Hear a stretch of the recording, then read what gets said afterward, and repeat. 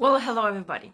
I am so happy to have you here. And today on this glorious Sunday morning, I will be reading my chapter 10 from this amazing best-selling book, A Complete Self-Care Guide for 25 Tools for Goddesses. You don't have it yet? Haha, you should go and buy it. And buy for mother, sister, neighbor, and anybody who needs a little bit of lifting. And you know, those exercises in this book and stories not necessarily only for goddesses per se women, okay? Men could definitely use a lot of help from this book as well.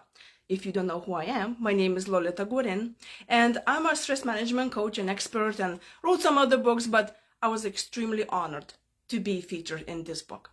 So today I'm going to read my chapter 10, and it is called Let Go of a Hot Coal. Learn how to forgive yourself and others with ease. My story. I could hear a commotion outside the door. My dog, excited, jumping up and down, wagging his tail, barking impatiently, hurrying someone up to come in. The door should be open by now, but all I hear is the key looking for the lock, circling around, scratching the door. I looked at the clock, and my heart jumped. The time of a day my dad came home would be perfect. What kind of state he will be in. If he came home at 3 p.m., that meant he was sober. If he came around 7 p.m., he was too drunk to argue and went right to bed. If he didn't show up by 9, that meant he wouldn't be coming home at all that night. But it was 4 p.m., which means you'll have no idea what state he's in. I knew for sure that he wouldn't drunk enough to go to bed. That meant, depending on his mood, he could be very happy, making jokes, talking for 2 hours, or just annoyed with me, yelling, banging the table with his fist, and violent. I don't wait until he finds the lock. I rush to the door open to find him. He stumbles in, and my dog is so excited to see him. I serve him dinner. He eats slowly, murmuring some story that I must listen to, Most of the time, I have no idea what he's talking about, but I can't leave the kitchen, or he will be angry at me and that nobody's listening to him. He pauses as he chews and looks through the window into the distance like he's thinking about something very important, then agrees with himself, nodding his head. I watch him eat, and if I'm lucky that day, he'll go to sleep before my mom comes back home from work. For now, I will need to hear them arguing about him being drunk again, but then at least I can leave the kitchen and listen to them from my room until my dog escorts my dad to bed. Having an alcoholic father was not a novelty in Lithuania, where I'm from. Many people, fathers and mothers, drink often. It was not easy to survive in Soviet Union, but we all did the best we could. Every day brought uncertainty. I hated to go home after school fretting about waiting on my dad to come home. Sometimes I had to swallow the embarrassment and fetch him from the street where he had passed out drunk, and sometimes I would watch him breaking things, fearing for my life. Many times I would have a conversation, acting like all was well and laughing at his jokes. He never hit me, but all the time I felt terrified. That's how I grew up, in constant fear. As I'm telling you this, remembering those days, my heart clenches, and it's hard for me to breathe. But last time I saw my dad drunk was 20 years ago, and we were not in Lithuania anymore, but it sure feels like yesterday. When I was a kid, I promised myself I would never leave home, take my mom with me, and never talk to my dad again when I grew up. I would never look back. But I was wrong. But Dad's still in my life, but now he is sober. For many years, I felt anger towards my dad for causing me and my mom to suffer. And at the same time, I was angry at myself that I couldn't do anything to change things. I couldn't even stand up for myself. I felt betrayed by the person who should be watching over me, who should support me, protect me, and make me feel safe. But my dad was the terror in the house. I have no idea what people meant by saying, "Oh, she's a daddy girl." How do you forgive those things that hurt you? How do you forgive yourself for letting them hurt you? I'm sure you heard before that holding on to anger towards another is like holding a hot coal in your hands.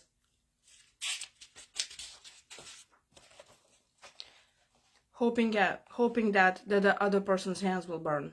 But in the end, you're the one who gets burned. You're still holding on a while for the other person lives their life as if nothing happened. Forgiveness is a complicated process where someone who has been hurt chooses to release themselves from the hurt and resentment towards the person who hurt them. Men resist forgiveness because it feels like if we forgive, we'll let the wrongdoer behavior just be justified or accepted. That is why I couldn't forgive my father for a very long time. It would make me very angry to think about the pain he caused my mother and me. When I started the journey of healing my soul, I read many books about self-development, trying to understand what was wrong with me. How come other people can be happy and I can't? Why am I feeling fearful all the time and I can't relax? Why do I have such a low self-esteem and can't finish things? I remember one day I was reading a book about how to run business, and the author mentioned in her story how she struggled with anger, guilt, and low self-esteem due to being an adult child of an alcoholic. The concept was very new to me. I immediately picked up a book on that topic that she had recommended and finished within days. I couldn't believe my own eyes. I was reading about myself. Suddenly I understood that there was nothing wrong with me. I'm not a freak, not a cracked saucer in a perfect set. I realized I'd experienced childhood trauma, as many of us have. The reality is that it's nearly impossible to live on this planet and never experience traumas. Some can be big, some can be small, but they are still there. The key is to learn from them, grow from them, and not be broken by them. As I was reading about how children who are experiencing traumas adjust to survive, I learned that some grew up being adaptive by changing their behavior, healing. Some become very resilient and narcissistic to survive. And some just break, can't handle the pain, and turn into different substances and destructive behaviors to run away from pain and trying to numb their emotions. And since nobody ever taught them how to deal with those emotions and pain, they keep hurting themselves and others on their path. And that is what it hit me. Why my dad was an alcoholic. It was not by choice. He didn't wake up one day and said to himself, I will be an alcoholic and I hurt the people that I love and must because that is fun. I realized that his own family emotionally abandoned him from an early age. They always disapproved of him and made him feel incompetent, no matter how good he tried to be. He was always given the least attention and had to take care of her younger siblings. His parents gave attention and support to the younger siblings and not to him, since he was managing on his own. All children need safety, support, and nourishment. And not all children get it, because I believe all families are dysfunctional in their own way. And so it goes, from generation to generation. Many grew up feeling lonely and abandoned, and then haven't raised their own children while feeling like isolated and misunderstood toddlers inside. And since nobody ever taught them how to deal with emotions and processing trauma, they can reach healing process to their children. Our analytical mind assigns meaning to everything to explain the world and feel safe.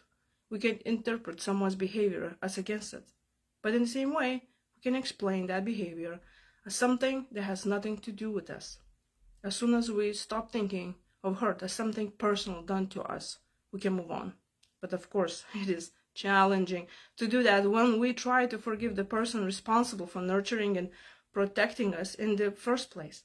The only way to move on is to recognize what happened, accept it, reframe it, understand it, and forgive.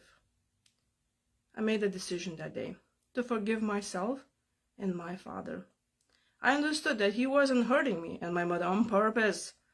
He just didn't know how to handle his pain. It's your turn now. I'm inviting you to be courageous and release the hot coal you are still holding. It is time. The tool. I want to share a tool with you that will help you release the anger that keeps on burning inside your heart, keeping you away from peace and freedom. It may be a straightforward tool or very difficult to implement. It all depends on you. And remember, to forgive doesn't mean to forget or approve of that kind of behavior. Don't get intimidated by this process. Try a few times if you don't get enough courage to do it at once. Be patient with yourself. Give yourself time and move forward one day at a time. Trust me, it will be worth it. But like any tool, The key to success is in using it. Step 1. Acknowledge the feelings. Allow yourself to feel the pain, the suffering, the hurt, the anger, despair, disappointment. Permit yourself to feel what comes up. It can be challenging to face that due to hurt and that you burned inside. The pain can be still fresh, an open wound, or cold like an ugly infected scar. It takes courage to face it, so give yourself credit. Remember, what you resist, persist. The hardest part is recognizing facing the anger, the hurt, and all of those feelings you want to run away from. So you must say with yourself, you need to stay inside, honoring your feelings, because there is nothing worse than to abandon yourself at the moment when you need your support the most, as you were abandoned by the people who are supposed to take care of you. You may even feel guilty that you feel guilty of those who hurt you, especially if they're family members or people close to you. You may even feel it is a virtue to sacrifice yourself and your well-being for others, but it doesn't give you peace. You feel violated, abandoned, and mistreated. Find a place and time where you won't be disturbed by anybody else. Create a safe place for yourself and just be. If you don't feel like being yourself, then by yourself, then just ask a friend, a very close of yours, who could be with you and you can trust to be with you while you're going through the process. Someone who you can talk to, call on, or write. Excuse me. Step 2. Name your feelings. Take time to take a piece of paper and a pen or a notebook, or you can take your diary and write how that person who hurt you makes you feel. Kind of like writing a letter to them. This is the time to face your feelings and name them. For example, write, I feel angry, disappointed, etc. It's been proven that acknowledged and named negative emotions become less painful because they become separate from you. They are not a part of you that can hurt you or control you anymore. Write a letter and get all your feelings out and place it in an envelope. Imagine sending the envelope. If you feel good about it, you're welcome to send that letter to the person who hurt you so they read and see how that made you feel. If you don't feel comfortable with the person reading it, you can even throw it into the trash or just say burn it and send it. If you don't feel like writing a letter, you can imagine talking to the person. Close your eyes and see the person coming to the room where you are. If you feel comfortable, imagine them sitting in front of you. Tell them how you feel. If you can talk out loud, do that. Talk as long as you want to. Yell, shout, bang a hand on the table. Let it all out. Just make sure you don't hurt yourself or others in the process. Step 3. Set it from the other point of view. Any situation can have a different meaning if seen from a different perspective. Get into the other person's shoes by trying to figure out the reasoning behind the behavior. It may be difficult, but try. I remember a great story about a driver that stopped behind another car at the intersection. As the green light came on, the first car wasn't moving forward. More than that, the woman came out of the driver's seat, opened the passenger seat in the back, and started looking for something. The driver behind her got very annoyed and started shouting at the woman to move. As it turned out, her toddler in the back seat started choking, so she jumped out of the car to help him. Everyone would have done the same thing if that was their child. The driver felt stupid for yelling at her after he found out the truth. Most of our behavior is based on self-preservation and survival, even if it hurts others. Ask yourself, what's their reality? What kind of family did they grow up in? What circumstances made them behave in a way they hurt you? I believe that only hurt people hurt others because they don't know how to handle their pain. So, by hurting others, they feel in control of their situation, especially if they feel no control over their surroundings. Many don't even know they are hurting someone. Many soothe themselves with alcohol, drugs, or destructive behavior. Remember, we handle the situation the way we know how to. Much of the behaviors we learn from family members, and behavior lasts from one generation to the next. Step 4. Let it go. You must be hurt that you can't explain why the person would hurt you that way, but you still can decide to forgive them because you are ready to move on. That is the time to write again. You can write by hand or type on your computer. Write another letter of forgiveness to yourself for being hurt, ashamed of your feelings, and not being there for you. Remember, you did the best you could with what you knew and what you could do. Write the last letter to the other person for hurting you. Make a decision, an intention to forgive them and let it go. If you started this process, not by writing, but by talking with the person in your imagination, you could continue the process by talking to them.